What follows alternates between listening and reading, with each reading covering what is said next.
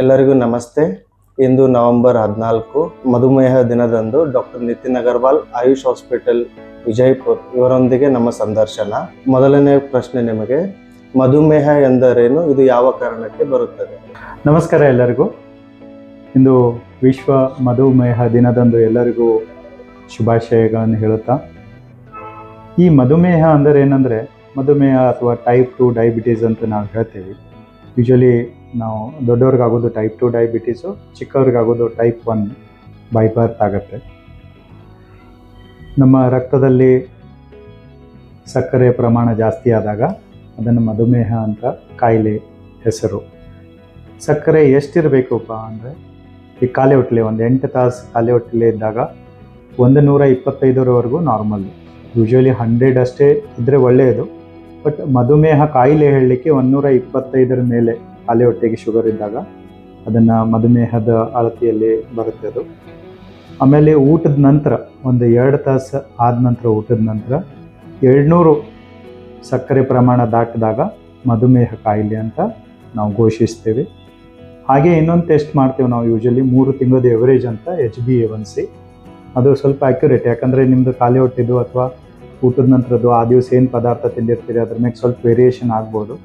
HbA1c ಅಂತ 3 ತಿಂಗಳದ average ಸಕ್ಕರೆ ಪ್ರಮಾಣ ಅದು 6.5 ಅಥವಾ 7% ನಾವು ಓಕೆ ನಾರ್ಮಲ್ ಇರ್ಬೋದು ಅಂತ ಹೇಳ್ಬೋದು. ಬಟ್ 7ರ ಮೇಲೆ ಇತ್ತಂದ್ರೆ ಅದು ಮಧುಮೇಹದ ಕಾಯಿಲೆ ಅಂತ ಹೇಳ್ತೀವಿ. ಸೊ ಈ ಮಧುಮೇಹದ ಕಾಯಿಲೆ ಚಿಕ್ಕ ವಯಸ್ಸಲ್ಲಿ ಬಂದುಬಿಟ್ರೆ ಅವು ಜೆನೆಟಿಕ್ ಡಿಸಾರ್ಡರ್ದಲ್ಲಿ ಬರ್ತಾವೆ. ಟೈಪ್ 1 ಡಯಾಬಿಟೀಸ್ ಅಂತೀವಿ ನಾವು ಅದನ್ನು. ಅಡಲ್ಟ್ಸ್ ದೊಡ್ಡವ್ರಿಗೆ ಬಂದಾಗ ಅದನ್ನು ಟೈಪ್ 2 ಡಯಾಬಿಟೀಸ್ ಅಂತ ಹೇಳ್ತೇವೆ.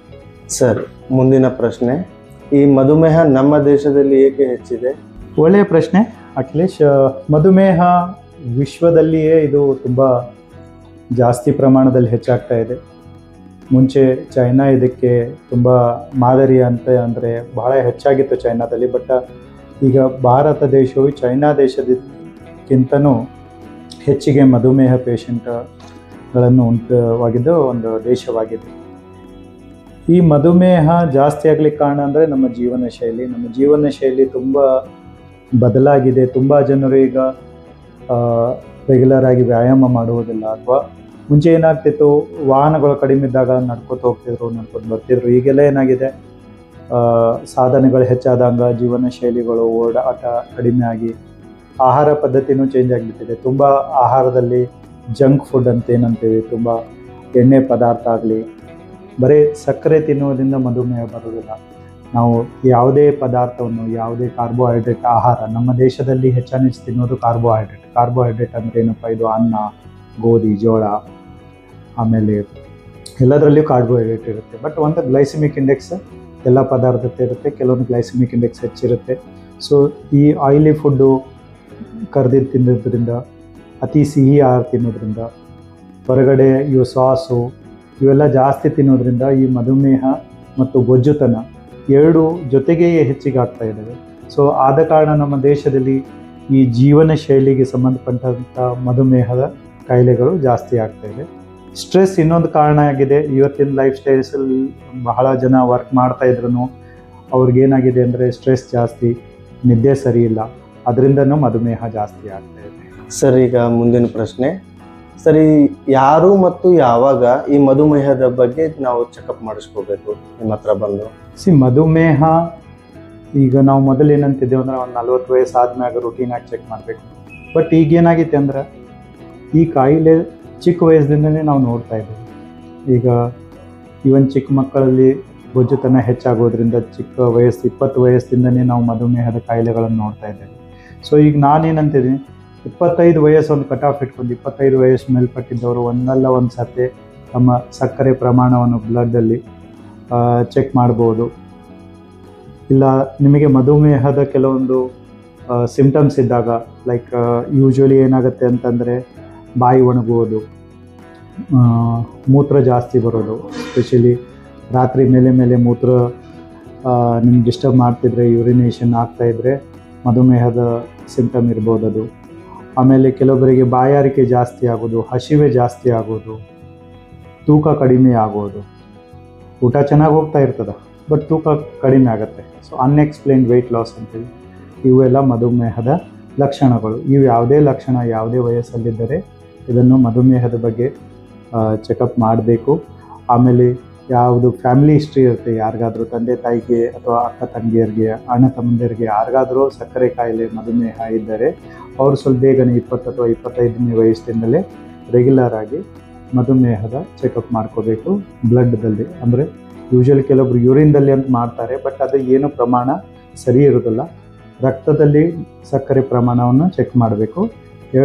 ಎರಡು ಟೆಸ್ಟ್ ಕಂಪಲ್ಸರಿ, ಖಾಲಿ ಹೊಟ್ಟೆ ಮತ್ತು ಊಟ ಆದಮೇಲೆ ಸಕ್ಕರೆ ಪ್ರಮಾಣ ಚೆಕ್ ಮಾಡಬೇಕು. 3 ತಿಂಗಳದ ಎವರೇಜ್ ಇನ್ ಕೇಸ್ ಅದು ಯಾವುದಾದ್ರೂ 125 ಫಾಸ್ಟಿಂಗಲ್ಲಿ ಅಥವಾ 200 ಪೋಸ್ಟ್ ಪ್ಯಾಂಡಲ್ಲಿ ಊಟದ ನಂತರ ಹೆಚ್ಚು ಬಂದರೆ 3 ತಿಂಗಳದ ಎವರೇಜು ಚೆಕ್ ಮಾಡಿಸ್ಬೇಕು. ಸರ್, ನಮ್ಮ ಮುಂದಿನ ಪ್ರಶ್ನೆ, ಈ ಮಧುಮೇಹನ ನಾವು ಹೇಗೆ ಕಂಟ್ರೋಲ್ ಮಾಡಬೇಕು? ನೀವು ಯಾವ ರೀತಿ ಜನರಿಗೆ ಸಜೆಸ್ಟ್ ಮಾಡ್ತೀರಾ?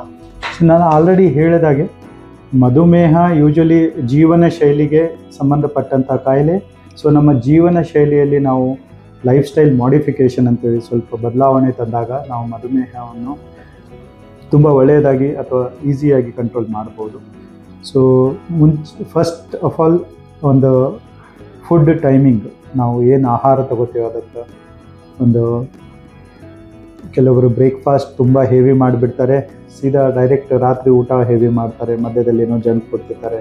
ಸೊ ಇವೆಲ್ಲ ಲೈಫ್ ಸ್ಟೈಲನ್ನು ಚೇಂಜ್ ಮಾಡಿ ಒಂದು ಕ್ಯಾಲೋರಿ ಕೌಂಟ್ ಅಂತ ನಾವು ಹೇಳ್ತೀವಿ.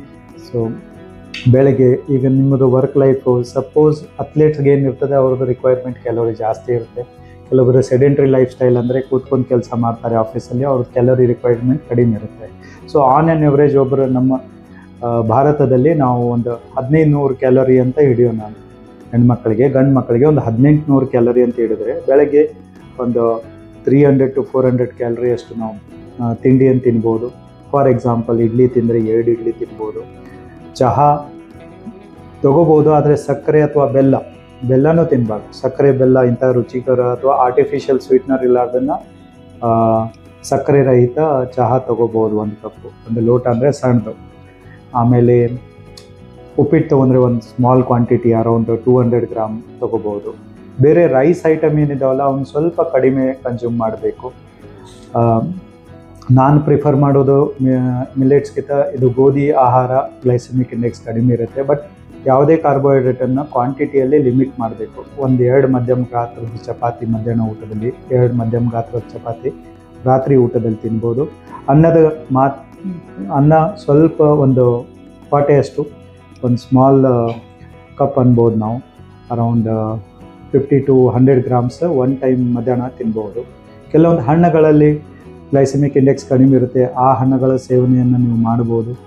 ಲೈಕ್ ಆ್ಯಪಲ್ ತಿನ್ಬೋದು, ಪಪಯ್ಯ, ಸೇಬು, ಪಪಯ್ಯ, ಆಮೇಲೆ ಸಂತ್ರೆ, ಮೋಸಂಬಿ, ಪಿಯರ್ ತಿನ್ಬೋದು. ಇವೆಲ್ಲ ಹಣ್ಣುಗಳನ್ನು ಸ್ವಲ್ಪ ಸೇವನೆ ಮಾಡ್ಬೋದು. ಕೆಲವೊಂದು ಹಣ್ಣುಗಳು ಜಾಸ್ತಿ ಗ್ಲೈಸೆಮಿಕ್ ಇಂಡೆಕ್ಸ್ ಇರೋದ್ರಿಂದ ಅವನ್ನ ಸೇವನೆ ಕಡಿಮೆ ಮಾಡಬೇಕು. ಉದಾಹರಣೆಗೆ ಮಾವಿನ ಹಣ್ಣು, ಚಿಕ್ಕು ಹಣ್ಣು, ಬಾಳೆಹಣ್ಣು, ದ್ರಾಕ್ಷಿ ಇವನ್ನು ಕಡಿಮೆ ಮಾತ್ರದಲ್ಲಿ ತಗೋಬೇಕು.